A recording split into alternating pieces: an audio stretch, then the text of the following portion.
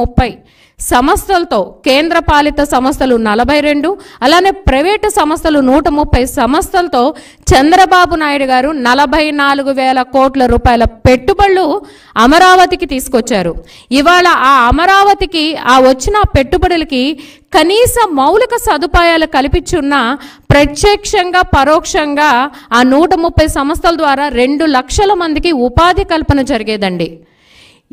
మరి ఎస్ఆర్ఎం లాంటి national level ఇన్స్టిట్యూషన్స్ని తీసుకొచ్చారండి. సెంట్రల్లో నేషనల్ లెవెల్లో ది బెస్ట్ ఇన్స్టిట్యూషన్స్ని ఇక్కడికి యూనివర్సిటీస్ని Chandrababu Naidu garu VIT, SRM, Amrita, NID national institute of design ఇలాంటి యూనివర్సిటీస్ని ఇక్కడికి తీసుకొచ్చి 500 ఎకరాల ల్యాండ్ వాళ్ళకి కేటాయించి దాదాపు 25 నుంచి 30,000 మంది విద్యార్థులు ఇవాళ అక్కడ విద్యను అభ్యసిస్తుంటే జగన్మోహన్ రెడ్డి గారు అధికారంలోకి వచ్చాక ఇవాళ అక్కడ మిగతా ఫేజ్ 2 దశలో ఉన్నటువంటి పనుల్ని ఇవాళ సహకరించకపోగా ఆ సంస్థలతో మౌలిక సదుపాయాలు ఆఖరికి water and drinking water pipe లైన్స్ను కూడా కత్తిరించేశారు.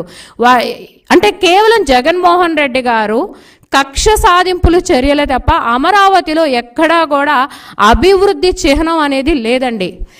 చంద్రబాబు నాయుడు గారు అమరావతి గురించి అంటే ఇంత ల్యాండ్ అవసరమా అని మాట్లాడుతున్నారు. జగన్మోహన్ రెడ్డి గారు అండ్ వైసీపీ వాళ్ళకి హాఫ్ నాలెడ్జ్ ఉంది కాబట్టి ఇలాంటి విమర్శలు చేస్తున్నారండి. గతంలో చంద్రబాబు నాయుడు గారు ప్రభుత్వ హయాంలో సింగపూర్ కస్టోడియన్ వాళ్ళతో 1600 ఎకరాల ల్యాండ్ని వాళ్ళకి ఇచ్చేలాగా ఒప్పందం చేసుకుని ఇంటర్నేషనల్ లెవెల్లో ఉన్నటువంటి టాప్ 50 ఎంఎన్సి కంపెనీస్ అమరావతిలో స్థాపించేలాగా అగ్రిమెంట్ కుదుర్చుకున్నారు. ఇవాళ ఆ టాప్ 50 ఎంఎన్సి కంపెనీస్ వచ్చుంటే దాదాపు 10 లక్షల మందికి భవిష్యత్తులో 10 లక్షల మందికి ఇక్కడ ఉపాధి కల్పన జరిగేది. అలానే రాష్ట్ర ఆదాయం కూడా పెరిగేది. ఇవాళ చూసుకుంటే కనుక పక్క రాష్ట్రాలండి, మన సౌత్ స్టేట్స్లోనే హైదరాబాద్కి తెలంగాణ లాంటి మహానగరం ఉంది, తమిళనాడుకి చెన్నై ఉంది, కర్ణాటకకి బెంగళూరు లాంటి మహానగరాలు ఉన్నాయి. కానీ ఇవాళ ఆంధ్రప్రదేశ్కి రాజధాని అవసరమా అని మాట్లాడుతున్నారు. మరి చంద్రబాబు నాయుడు గారి ప్రభుత్వ హయాంలో చూసుకుంటే ఎన్నో సంస్థలు గతంలో కూడా చూసుకుంటే ఒక చంద్రబాబు నాయుడు గారి ప్రభుత్వ హయాంలో ఇక్కడ అమరావతిలో దాదాపు 10,000 కోట్ల రూపాయల నిర్మాణ పనులు చేపట్టారు. 44,000 కోట్ల రూపాయల పనులు పర్మిషన్స్ తీసుకొచ్చారు. మరి హ్యాపీనెస్ లాంటి ప్రాజెక్ట్స్ స్టార్ట్ చేశారు. హ్యాపీనెస్ లాంటి ప్రాజెక్ట్ స్టార్ట్ చేస్తే ఇది శ్మశానం అని చెప్పి మాట్లాడుతున్నారు వైసీపీ పెద్దలు. ఇక్కడ ఏముంది, ఇది ఒక ఎడారి అని చెప్పి విమర్శలు చేశారే. ఇవాళ అదే హ్యాపీనెస్ ప్రాజెక్ట్ బాండ్లు తాకట్లు పెట్టి కొన్ని వేల కోట్ల రూపాయల సొమ్ము చేసుకుంటున్నారు. అరే, ఒక రాజధానిని నిర్మించటం చేత కాదు మీకు. ఇవన్నీ అంటే ఒక చిన్న కథ గుర్తొస్తుందండి. ఒక రాబందువు వల్ల చిక్కుకుందని చెప్పి ఒక రైతు జాలిపడి ఆ రాబందువుని విడిపిస్తాడు. తర్వాత తన పొలం పనులన్నీ చూసుకున్నాక తను సేద తీర్దామని చెప్పి ఒక చెట్టు కింద కూర్చుంటే ఆ రాబందువే, ఏ రైతు అయితే విడిపించాడో ఆ రాబందువు వచ్చేసి ఆ రైతుని దాని దుర్మార్గ చర్యలు చూపిస్తూ ఉంటుంది. అలానే జగన్మోహన్ రెడ్డి గారు ఒక్క ఛాన్స్ నేను దేశం గర్వించదగ్గ రాజధానిని నిర్మిస్తానని చెప్పటం వల్ల ఇవాళ నేను ఇక్కడే ఉంటాను, నేను ఇక్కడే ఇల్లు నిర్మించుకున్నాను అని చెప్పి మాట్లాడి ఇవాళ అధికారంలోకి వచ్చాక రైతులు ఆ రోజు సిఆర్డీఏ చట్ట ప్రకారం చేసుకున్న అగ్రిమెంట్కి రైతులు కట్టుబడి ఉన్నారండి. ఇది రాజధానిని నిర్మించండి, భావితరాల భవిష్యత్తుని నిర్మించండి, ఒకే రాష్ట్రం ఒకే రాజధాని అని చెప్పి వాళ్ళు నినాదాలు చేస్తుంటే వాళ్ళు అకుంఠిత దీక్షతో శాంతియుత మార్గంలో వాళ్ళు అమరావతి ఉద్యమం చేస్తుంటే జగన్మోహన్ రెడ్డి గారు వ్యవస్థల్ని అధికారాన్ని అడ్డం పెట్టుకుని అమరావతి మహిళల మీద, అమరావతి రైతుల మీద ఎటువంటి దాష్టికాన్ని కురిపించారు అనేది, ఒక దమన కాండ ఎట్లా సృష్టించారు అనేది ఆంధ్రప్రదేశ్లో ప్రజలందరూ కూడా చూస్తూనే ఉన్నారండి.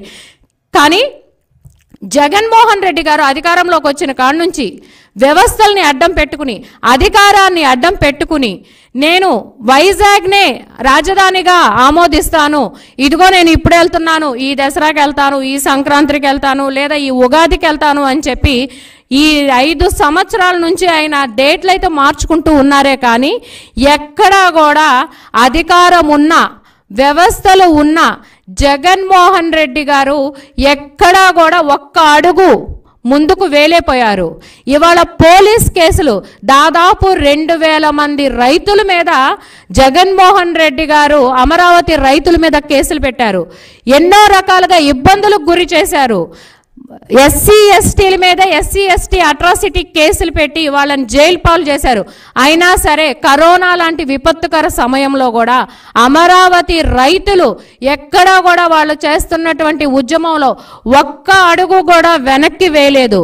ఏం జగన్మోహన్ రెడ్డి గారు 500 కోట్లు పెట్టి మీరు ఋషికొండని గ్రీన్ ట్రిపుల్ వాళ్ళు కోర్టు ఉత్తర్వులను కూడా ధిక్కరించి మీరు ఋషికొండలో 500 కోట్లు మీరు ఇవాళ అక్కడ ఖర్చు చేశారే. నిజంగా మీకు చిత్తశుద్ధి ఉన్నట్టుంటే కనుక మీరు నిజంగా సామాజిక న్యాయం అని చెప్పి మాట్లాడతారు. నేను దళితుల ముఖ్యమంత్రిని అని చెప్తారు, నేను పేదల ముఖ్యమంత్రిని అని చెప్పి చాలా గొప్ప గొప్ప ఉపన్యాసాలు అయితే చెప్తారు. మరి నిజంగా ఇవాళ అమరావతి ఎస్సీ నియోజకవర్గంలో ఉంది. రాజధాని అమరావతి ఇవాళ ఎస్సీ నియోజకవర్గం. అలానే ఇవాళ రాజధాని చుట్టూ ఉన్నటువంటి 6 నియోజకవర్గాలు కూడా ఎస్సీ నియోజకవర్గాల్లో ఉన్నాయండి. మరి గతంలో చంద్రబాబు నాయుడు గారు డిజైన్ చేసినటువంటి రాజధాని డిజైన్ని చూసుకుంటే కూడా మనకి యుఎస్ మ్యాగజైన్ అయినటువంటి ఆర్కిటెక్చరల్ డైజెస్ట్ అనే మ్యాగజైన్లో భవిష్యత్తులో ప్రపంచంలోనే ది టాప్ అంటే రాజధానులు క్యాపిటల్స్ అని చెప్పి ఆర్టికల్ రాస్తే ఆ సర్వేలో అమరావతి మొదటి 10 స్థానాల్లో నిలిచిందండి. మొదటి 10 స్థానాల్లో స్థానం దక్కించుకుంది మన ఆంధ్రుల రాజధాని అమరావతి. ఆ రోజు చంద్రబాబు నాయుడు గారు అంటే అమరావతి రాజధాని అంటే రాష్ట్ర గౌరవానికి చిహ్నంగా నిలవాలి అని చెప్పి, అలానే రాష్ట్ర ప్రజలు రాజధాని ద్వారా గౌరవింపబడేలాగా ఉండాలి అని చెప్పి అమరావతిని ఎంతో ప్రతిష్టాత్మకంగా అంటే అంతర్జాతీయ స్థాయిలో రూపొందించాలని చెప్పి ఆ రోజు డిజైన్ చేశారు. అమరావతి అనేది ఒక సెల్ఫ్ ఫైనాన్స్ అండి. ఇప్పటికీ కూడా 34,000 ఎకరాల 600లో ఈ నవనగరాలకు అన్నిటికీ కేటాయించాక కూడా ల్యాండ్ బ్యాంక్ కింద 10,000 ఎకరాల భూమి ఉంది. భవిష్యత్తులో రాష్ట్ర ప్రయోజనాల కోసం, రాష్ట్ర అవసరాల కోసం ఆ ల్యాండ్ బ్యాంక్గా ఉన్నటువంటి 10,000 ఎకరాల భూమి దాదాపు 2 లక్షల కోట్ల నిధులండి. 2 లక్షల కోట్ల రూపాయల నిధి అమరావతిలో ఉంటే అభివృద్ధి చేతకాక కేవలం అధికారంలోకి వచ్చిన కాడ నుంచి కక్ష అనే ఒక నియంత